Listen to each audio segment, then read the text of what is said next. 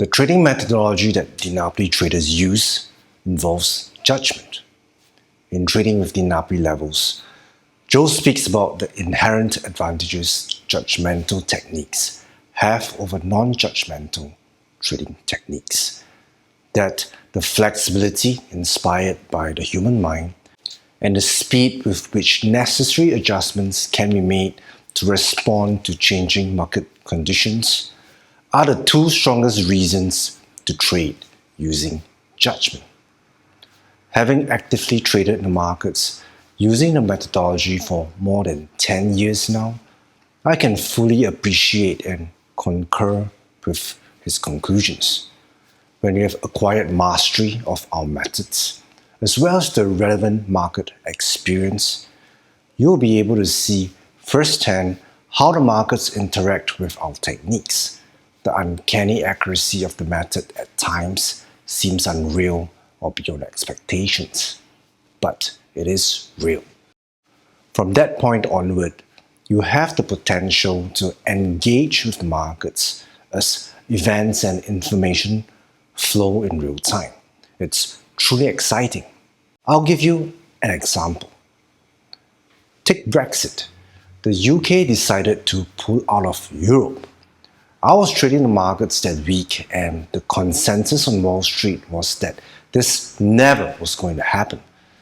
Then, when the unexpected happened, the markets reacted violently, and we had a 1,000-point drop on the Dow.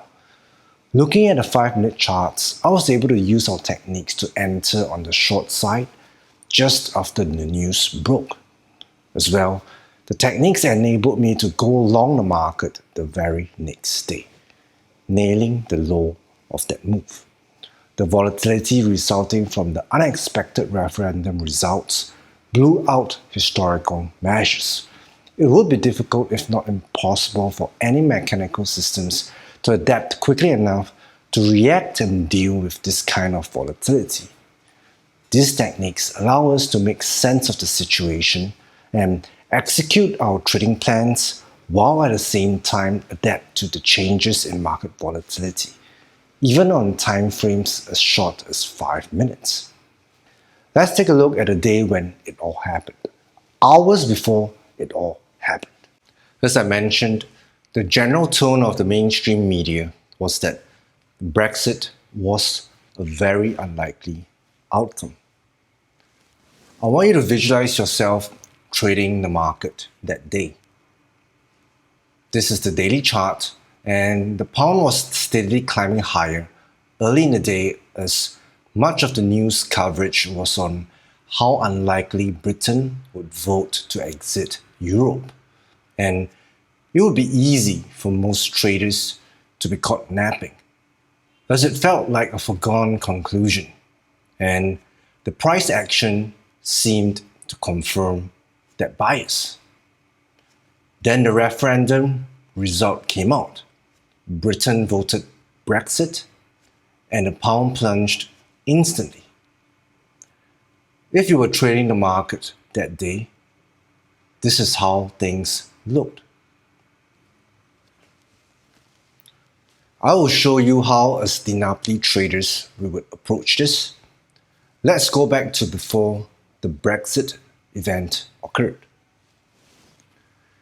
This is the daily chart, and what I'm going to show you is how to apply our D-level expansion to see Chapter 8, Trading with DiNapoli levels.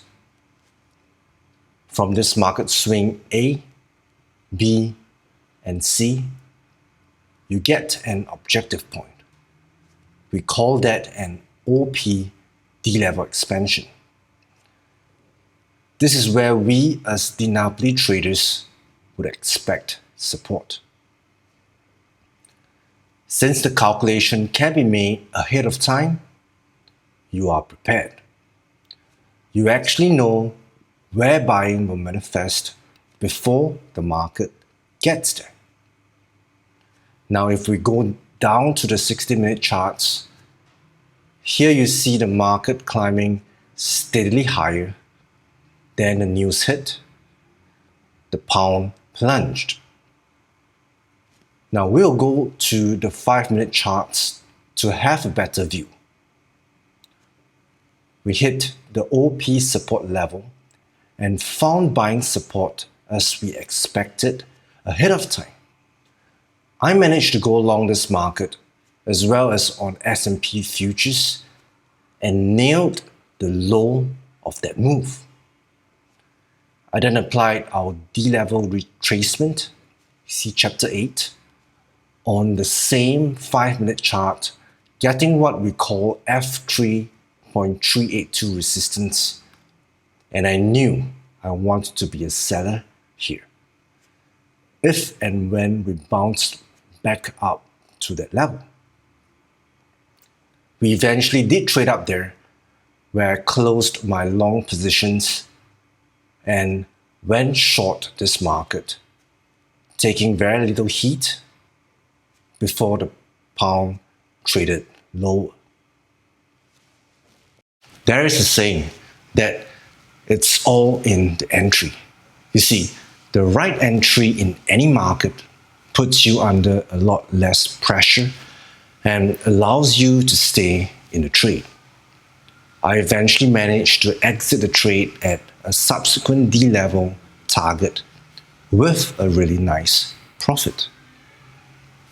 The key to our trading approach is that we know what we are going to do and at what price we will execute our strategies ahead of time.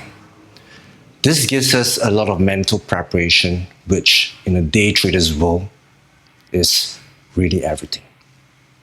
Now, I was actually using the bread and butter trading plan, which is explained in the book, as well as in great detail in our private seminars. So if you have already studied the book, chapter 6, Directional Indicators, you'll be able to relate to this trading example even better.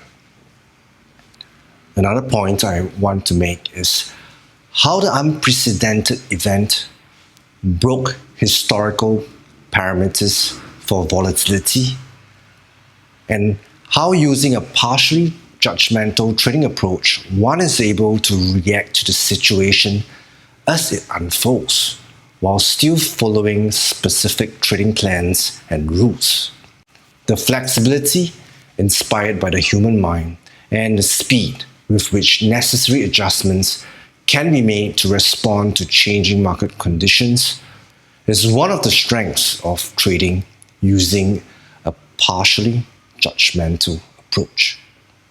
It also highlights the difficulty of trading the markets using a mechanical or automated trading system without having to constantly massage, change, or replace historical parameters and settings. Now, I want to highlight some of the points that Joe made in this chapter.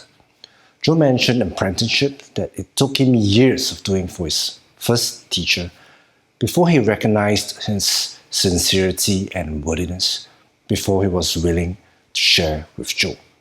I remember my first job that I've got after I graduated university was as a junior trader at a commodity trading firm. I worked there for 2 years and was surrounded by seasoned traders as colleagues, and every day I would try to learn something, anything about the markets from my manager, from my colleagues, from my peers. I observed many things during my time there, their habits, their routines, but they taught me very little about trading strategies or methodologies. As I continued my search for answers, they finally came to me. I remember it was a Saturday morning when I attended a presentation at the Singapore Stock Exchange, which I learned about by reading an email sent to the firm's server during the week titled The Godfather of Fibonacci Trading. That was none other than Joe DiNapoli. Within 5 minutes of hearing Joe speak, I knew that I have found in this man the answers I was seeking. I soon quit my job after attending one of Joe's private seminars because I learned more about trading over 2 days than I did 2 years working in a trading company. Real apprenticeship is truly hard to find in the real world. Finding an able and willing teacher, especially in the field of trading, was hard to come by when I was trying to learn this stuff. And I'll always be appreciative towards Joe's willingness to teach because I knew firsthand how difficult it was to get such knowledge in the corporate world. Trading a judgmental system is difficult, requires tremendous concentration, diligence, and self-discipline. I want to re-emphasize this fact. You will find this to be true if you become good at this. But there's tremendous challenge, fulfillment, and discovery in the entire trading process. I started trading in Singapore back in 2007, and I left Singapore in 2009. Traveled and traded out from Toronto, the Rocky Mountains, Vancouver, Phoenix, Arizona, Miami, Siesta Keys, and at this time creating this program and D-Levels Academy, I'm living and trading out from Bangkok, Thailand. My journey as a trader has brought me to places that I never imagined going to. And I've done things that I honestly could not have ever imagined doing. And I mean that. Everything started with this book. I was probably 25 when I first got my hands on the book, full of hope, dreams, and aspirations of becoming a trader. And now, 12 years on, I'm a DiNapoli trader and expert. It goes to show how one book can change your life and destiny. If you let it, it can change yours.